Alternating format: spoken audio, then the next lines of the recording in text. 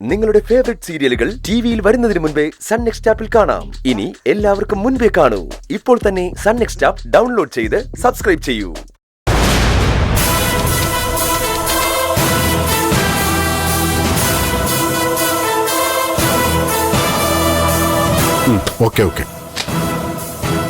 ഇത് 7 ലക്ഷം രൂപയുണ്ട്. ദുബായിലെ വലിയ ഏതോ കമ്പനിയില് കാർത്തിക്കിനൊരു ജോലി റെഡിയാക്കി കൊടുക്കാന്ന് സാർ പറഞ്ഞിരുന്നില്ലേ? എത്രയും വേഗം സാർ അതൊന്ന് റെഡിയാക്കി തരണം. കഴിയുമെങ്കിൽ ഈ ആഴ്ച തന്നെ റെഡിയാക്കാമെന്ന് ഞാൻ ഉറപ്പ് പറയുന്നില്ല. പക്ഷെ ഈ മാസം തന്നെ കാർത്തിക് ദുബായിൽ പോയിരിക്കും. അത് ഞാൻ ഉറപ്പുതരാം. ഈ വർഷം ഇതുവരെ 1040 പേരെയാണ് ഞാൻ വിവിധ ഫോറിൻ കൺട്രീസിലേക്ക് അയച്ചത്. അതും മറ്റേ ഏജൻസിക്കാരെ പോലെ 40,000 50,000 ശമ്പളം കിട്ടുന്ന ജോലിയല്ല. ആ ശമ്പളം ഇവിടെ ജോലി ചെയ്താലും കിട്ടില്ലേ? തുടക്കത്തിൽ തന്നെ 1.5 ലക്ഷവും 2 ലക്ഷമൊക്കെ ശമ്പളം കിട്ടുന്ന ജോലിക്ക് മാത്രമേ ഞാൻ ആൾക്കാരെ അയക്കാറുള്ളൂ. 2 ലക്ഷം രൂപ ശമ്പളം കിട്ടുന്ന ജോലി തന്നെ സാറിവിന് റെഡിയാക്കി കൊടുക്കണം. ഞാൻ ശ്രമിച്ചു നോക്കാം. തുടക്കത്തിൽ അത്രയും കിട്ടിയില്ലെങ്കിലും 3 മാസത്തെ പ്രൊബേഷൻ പീരീഡ് കഴിയുമ്പോൾ 2 ലക്ഷം രൂപ സാലറി കിട്ടും. അത് ഞാൻ ഉറപ്പുതരാം. അത് മതി സർ. ഞാൻ ഇതുവരെ എന്റെ കോഴ്സ് കംപ്ലീറ്റ് ചെയ്തിട്ടില്ല. കോഴ്സ് കംപ്ലീറ്റ് ചെയ്യാത്ത ഒരാൾക്ക് ഏതെങ്കിലും ഒരു കമ്പനി 2 ലക്ഷം രൂപ ശമ്പളം തരുമോ സർ? സർട്ടിഫിക്കറ്റ് ഉണ്ടോന്നൊന്നും അവിടെ നോക്കത്തില്ല. ആള് മിടുക്കനാണെന്ന് മാത്രമേ നോക്കൂ. അവിടെ ചെന്നാൽ ഒരാഴ്ച ട്രെയിനിങ് ഉണ്ടാവും. അത് അറ്റൻഡ് ചെയ്താൽ തന്നെ ജോലിയിൽ നിങ്ങൾ മിടുക്കനാവും. നിങ്ങൾ ഒന്നുകൊണ്ട് ടെൻഷൻ അടിക്കണ്ട. 3 വർഷം നിർബന്ധമായും ആ കമ്പനിക്ക് വേണ്ടി ജോലി ചെയ്യണം. അത് മാത്രമാണ് അവരുടെ ഡിമാൻഡ്. വർഷത്തിൽ 1 മാസം ലീവ് കിട്ടും. ശമ്പളത്തോടെ നാട്ടിൽ വന്ന് പോവാം. ടിക്കറ്റും കമ്പനി തന്നെ തരും. 3 വർഷം ജോലി ചെയ്യാതെ റിസൈൻ ചെയ്യാനോ മറ്റൊരു കമ്പനിയിലേക്ക് മാറാനോ നിങ്ങൾക്ക് കഴിയില്ല. മാസം 2 ലക്ഷം രൂപ ശമ്പളം കിട്ടുന്ന ജോലിയിൽ നിന്ന് റിസൈൻ ചെയ്യേണ്ട കാര്യമില്ലല്ലോ. കാർത്തിക് ആ കമ്പനിയിൽ തന്നെ നിന്നോളും. ഓക്കെ.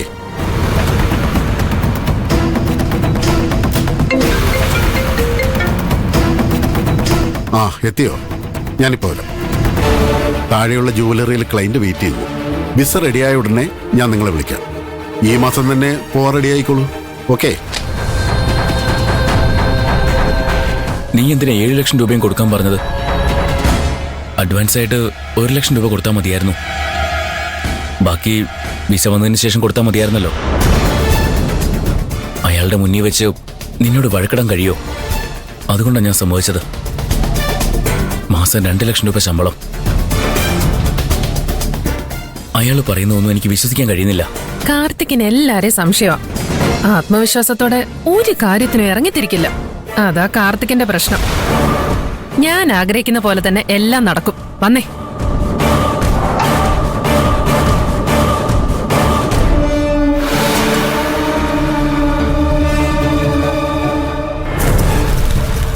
പാറുവിന്റെ മനസ്സിൽ നിന്ന് എന്നേക്കുമായി ഗന്ധർവനെ മായ്ച്ചു കളയാൻ തീരുമാനിച്ച സ്ഥിതിക്ക് ഇനി ഇത് സൂക്ഷിച്ചു വയ്ക്കുന്നതിൽ അർത്ഥമില്ല. ഗന്ധർവനോടൊപ്പം ഇതും എന്നേക്കുമായിട്ടില്ലാതാവട്ടെ. പാറു, എനിക്ക് നിന്റെ ഗന്ധർവന് എന്റെ ഇഷ്ടത്തിനല്ല, നിന്റെ സന്തോഷത്തിന് ഞാൻ വില കൽപ്പിക്കുന്നത്. നിന്റെ ആഗ്രഹങ്ങൾ നിറവേറ്റിത്തരാൻ എനിക്ക് കഴിഞ്ഞൊന്നും വരില്ല. നിന്റെ ആവശ്യങ്ങളെല്ലാം നിറവേറ്റിത്തരാൻ എനിക്ക് കഴിഞ്ഞൊന്നും വരില്ല. പക്ഷെ നിന്റെ ആഗ്രഹങ്ങളെല്ലാം സാധിച്ചു തരാൻ, നിന്റെ എല്ലാ സങ്കടങ്ങളും മായ്ച്ചു കളയാൻ കൈലാഷ് സാറിന് കഴിയും. നീ എന്നും ഹാപ്പി ആയിട്ടിരിക്കണം. അതിനുവേണ്ടി നിന്റെ ഗന്ധർവൻ എന്നേക്കുമായിട്ട് നിന്നോട് ഗുഡ് ബൈ പറയാ.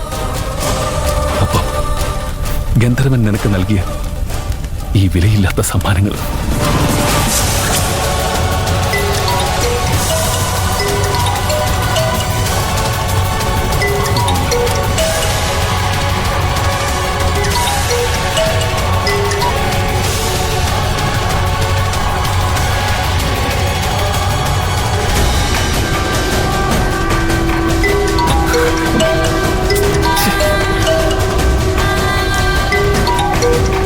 ഫോൺ കട്ട് ചെയ്താൽ മനസ്സിലാക്കിക്കൂടെ ഞാൻ എന്തോ തിരക്കിലാണെന്ന്?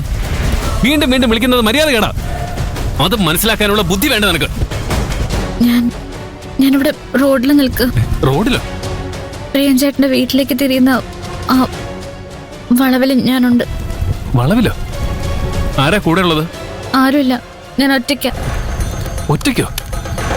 ഈ സമയത്ത് അവിടെ ഒറ്റയ്ക്ക് നിൽക്കുന്നത് അപകടമാ. വേഗം പോവാൻ നോക്ക്. ഇല്ല, ഞാൻ പോവില്ല. എനിക്ക് പ്രിയൻ ചേട്ടനെ കാണണം. പ്രിയൻ ചേട്ടനോട് സംസാരിക്കണം. പ്രിയൻ ചേട്ടൻ ഇവിടെ വരാതെ ഞാൻ ഇവിടുന്ന് അനങ്ങില്ല.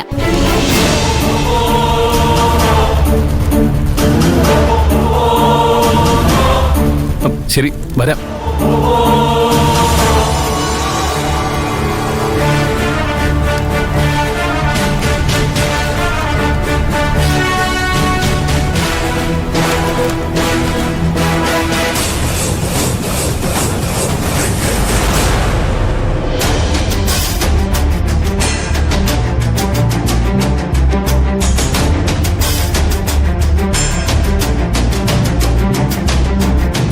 നീ എന്തിനാ ഇത്രയും ദൂരം വന്നത്? അതും ഈ സമയത്ത്? എന്നോട് എന്തെങ്കിലും പറയാനുണ്ടെങ്കിൽ ഫോണിൽ പറഞ്ഞാ പോരെ. ഇനി നേരിട്ട് പറയേണ്ട കാര്യമാണെങ്കിൽ നാളെ ഞാൻ ഗാർമെന്റ്സിൽ വരുമായിരുന്നല്ലോ, അവിടെ വെച്ച് പറഞ്ഞാ പോരെ. ഞാൻ ഫോൺ വിളിച്ച പ്രിയൻ ചേട്ടൻ എടുക്കില്ലല്ലോ. കമ്പനിയിൽ വെച്ച് കണ്ട എന്നെ ഒന്ന് നോക്കുക പോലും ചെയ്യാതെ മുഖം തിരിച്ചു നടന്നു കളയും. ഞാൻ സംസാരിക്കാൻ ശ്രമിച്ച എന്നോട് ഒച്ച വെക്കുകയും ചെയ്യും.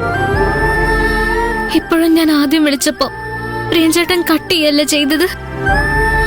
വീണ്ടും വിളിച്ചപ്പോ ഫോൺ എടുത്ത് എന്നെ വഴക്ക് പറഞ്ഞില്ലേ. ഞാൻ ഈ റോഡില് ഒറ്റയ്ക്ക് നിൽക്കാന്ന് അറിഞ്ഞതുകൊണ്ടല്ലേ ഇപ്പൊ എന്റെ അടുത്ത് വരാൻ തയ്യാറായത്.